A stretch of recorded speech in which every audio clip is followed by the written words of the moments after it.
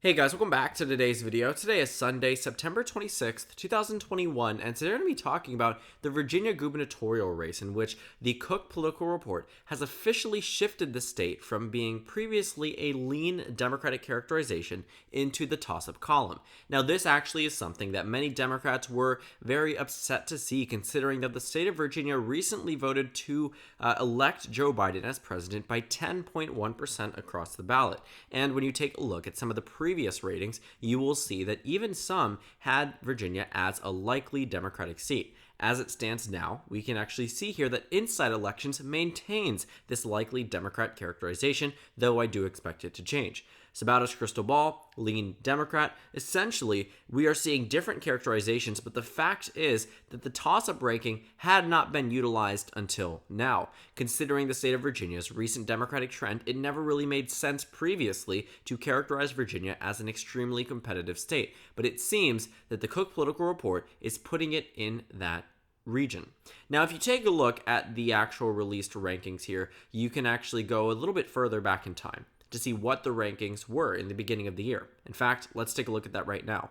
The 2021/2022 gubernatorial ratings, right here, you can see that the Democratic seats, actually right here, was in the likely Democratic column. Now, this later moved down to the lean Democratic column and eventually now is in the toss-up column. But you can see that there was a considerable shift. It's a very similar shift, for instance, if we were to take Greg Abbott out of Texas and shift him to lean, then shift him to toss-up, which is why this is such a significant and such a noticeable difference. Let's go ahead and see if August changes anything for the likely D, and it does. So it moves down to the lean Democrat characterization. Maybe this happened around June. Personally speaking, I'm just trying to see when it actually moved over. So it might have been actually right after the month of April. Let's see if the changing went here. I believe so. Let's go ahead and see. Actually, no. So from April to June, that's when the overall change in characterization was made. But point being that this race started out in the beginning of the year as a likely Democratic state, on the verge of being safe, now down to the closest governor's race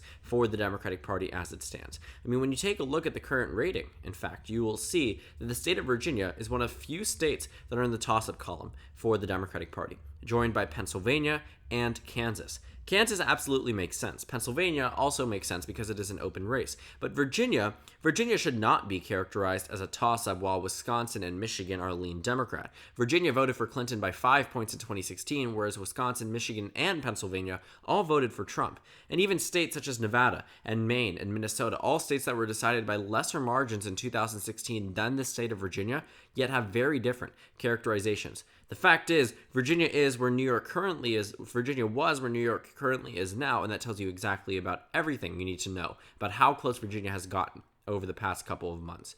But at the first beginning of the preliminary tracker for the polling data in the state of Virginia, you will see that for a brief period of time, Terry McAuliffe had an 8-point lead. Even during this time period, this actually was the time period in which the Cook Political Report still characterized the state of Virginia as a lean Democratic state. But that was obviously a better position for the Democrats than they currently stand. 7.9% versus 3.1%, that's a significant dip. That is a very significant decrease. You're talking about being up more than 4 points higher than where you are today. I would be pretty upset if I was Chair McAuliffe looking at this campaign, because it heightens the GOP's chance of actually uprooting the Democratic agenda across the United States. If Republicans are able to win in Virginia, it questions whether or not they can win in other states, and that answer presumably is yes. If Republicans are winning Virginia, will they win Wisconsin? Probably, 90% of the time. If they're winning in Virginia, will they win Pennsylvania? More than likely. Would they win Georgia? Absolutely. Florida, without a doubt. Would they win New Hampshire? Very real possibility. Arizona? Probably, right? So looking at Virginia, this is probably one of the few states in which Democrats should not be in the toss-up column. But this is telling us that the approval rating of Joe Biden, the decrease in Democratic support across the nation, is impacting plenty of states. And while for a brief period, Joe Biden seemed to be more unpopular than he is now, or maybe right around the same amount, he was unpopular at the same time period in which Terry McAuliffe still maintained a pretty considerable lead. The Virginia Commonwealth University poll, other pollsters such as Christopher Newport University, wherever you looked for that time period leading up to this University of Mary Washington poll, Democrats actually maintained a pretty significant lead. 3 points, 5 points. It was narrowing down, without a doubt. You go from being up 8, 9, 7 points down to 3, 1, 5. Obviously, there's a decrease, right? But for the major swing, which was this Youngkin +5 poll, I think a lot of it had to do with the fact that Joe Biden was falling out of favor, and that it was much more of a delayed reaction than it was anything. That it was this trickle-down effect, I would say, not trying to reference anything politically speaking, just genuinely trying to be honest about what this actually did to the Virginia race, because it wasn't really that competitive to begin with. When we take a look at the Wikipedia page here, it will show us that a brief history as to what actually went down in the state of Virginia, at least recently speaking. We can actually take a look at the 2017 election results, in which you will see that Ralph Northam defeated Ed Gillespie by 8.9%. In 2013, Terry McAuliffe defeated his Republican opponent by 2.6%. 2013 was so significant because Terry McAuliffe was the first candidate in the 21st century to defy expectations and win as the incumbent party in the White House. That was why it was so significant. In the state of Virginia, the opposition party almost always won, in fact, always did win, for the exception of Terry McAuliffe. But also, I do want to point out that the polling data in 2013 overestimated Terry McAuliffe's support by 4.2%. That is outside the margin of error, and that is worrisome for the Democratic Party. Because if the Republicans were outperforming the polling data with Terry McAuliffe on the ballot by 4 points, if Terry McAuliffe is only up by 3 points, what does that say about the state of the race? But then one could also argue, equally speaking, and I would say that they have a fair grounds to put it. In 2017, Terry McAuliffe was not running. He was the incumbent governor. You can't run for re-election, so if you wanted that question answered, that's why. But pretty much in the map here, in the state of Virginia, Ralph Northam had a 3.3% advantage over Ed Gillespie on election day. What did that end up being?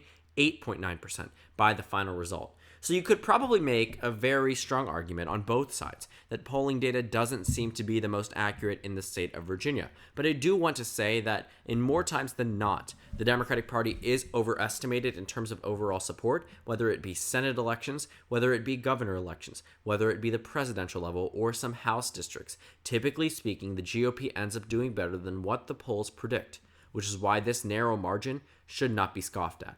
The narrow margin can only be scoffed at if you know for a fact that you have this race in the bag. For instance, the state of South Carolina, in which Lindsey Graham could have easily scoffed at a poll that only showed him ahead by 2 points against Jamie Harrison.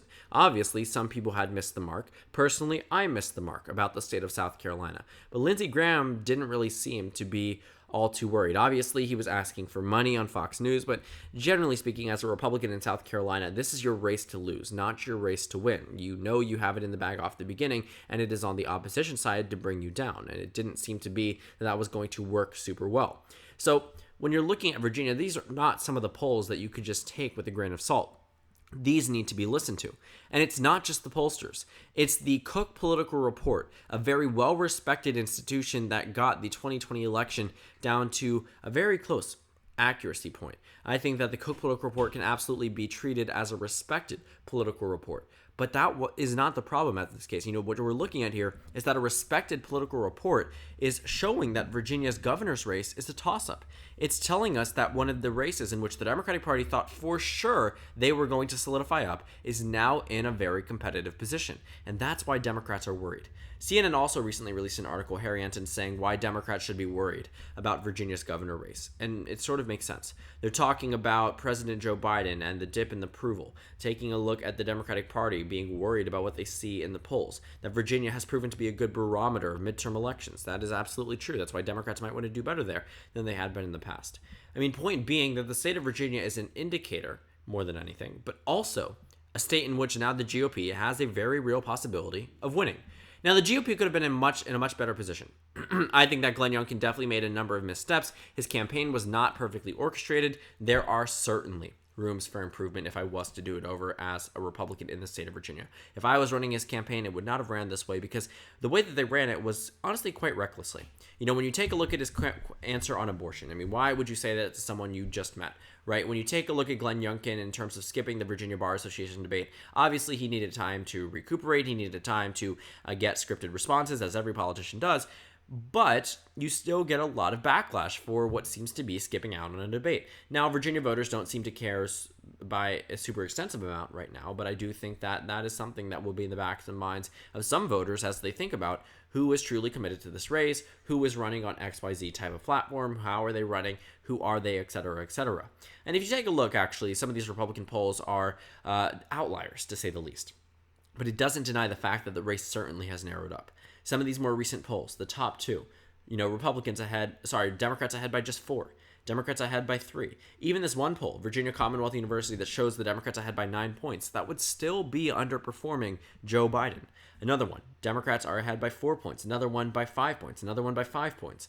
So being ahead by this much, while sure does mean that you might win the election, there also is the question of why are these Democratic contenders underperforming Joe Biden if the population growth is only shifting the state further towards the left? A lot of questions arise after different circumstances. But Virginia actually never really started out in the 21st century as a solid Democratic state. So maybe it's just reverting back to its George Bush type of ideology. What do I mean by that, essentially? Well, when you take a look at the Republicans who actually did well in the state of Virginia, you're talking about George W. Bush. You're talking about John McCain. You're talking about Mitt Romney. But then all of a sudden, President Trump comes along. Trump loses it by 5.3%, despite the rest of the country shifting towards the left. 2016, the state of Virginia goes to Joe Biden. 2020, the state of Virginia goes to Joe Biden by 10.1%. 10.1%. Larger than Minnesota, larger than Michigan, Pennsylvania, Wisconsin, Ohio, Iowa, North Carolina, Georgia, Florida, Texas, Arizona, Nevada, Maine's first district, Maine's second district, Maine not at large, yes, but actually Maine at large, New Hampshire, state of Alaska even went to Donald Trump by a smaller margin than the state of Virginia did for Joe Biden. So I find that to be something that is personally very interesting, something that is personally very fascinating, just knowing how much Virginia went towards the left and the fact that it remains as a competitive state for 2022. And I want to show you just so you can visualize what the map would look like with a red Virginia. And it would require you, let's see here if we get the Republican up, it would require you to envision an entirely new reality. And what do I mean by that? Well, like I mentioned earlier on in the video, if Republicans are winning in Virginia, they're probably winning everywhere else. A lot of these states that are likely right now will soon end up becoming safe states and won't really be of worry for the GOP, and rightfully so. Many of these states that were previously not super competitive, that were previously competitive might not be competitive after a state such as Virginia is able to go towards the right. I mean, when you look at states such as Maine and Minnesota and Michigan and Arizona and Nevada, all states that were decided by smaller margins than the state of Virginia was in 2020, Republicans see this as opportunities. Republicans see this as a quick way to get a gain over the Democratic Party. And looking at 2022, it just might work. If Virginia is going red, chances are Michigan will join them. Chances are Arizona won't be able to flip. Chances are Nevada will join them. And there's a very real possibility that Colorado, Minnesota, and Maine all join the Republican Party in terms of being controlled by the GOP. What's to stop a top Republican from running in New Mexico, in the state of Maryland, potentially in Illinois? Who knows what could be a result of this eventual gradual decline for the Democratic Party that ultimately starts with the state of Virginia. Now, I know that seems extreme, and it absolutely is. You are fair to make that characterization. Obviously, that is not a very likely scenario that Virginia will be the sole downfall of the Democratic Party, but it certainly can predict downfalls. It certainly can tell us ahead of time about which candidates are going to do better, which type of parties are going to do better, and what type of strategy works and doesn't work.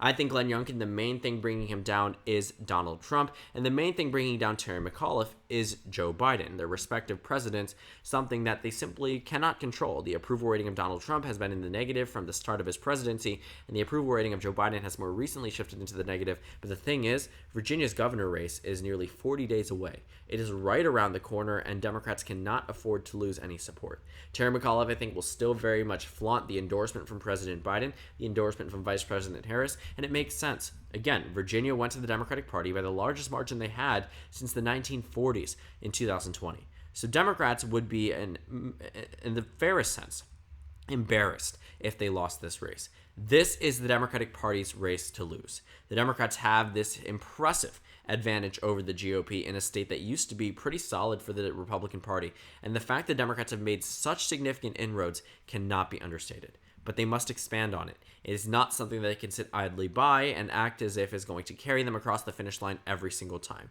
Because while that may work in some traditional safe Democratic states or safe Republican states, Virginia certainly isn't one of them.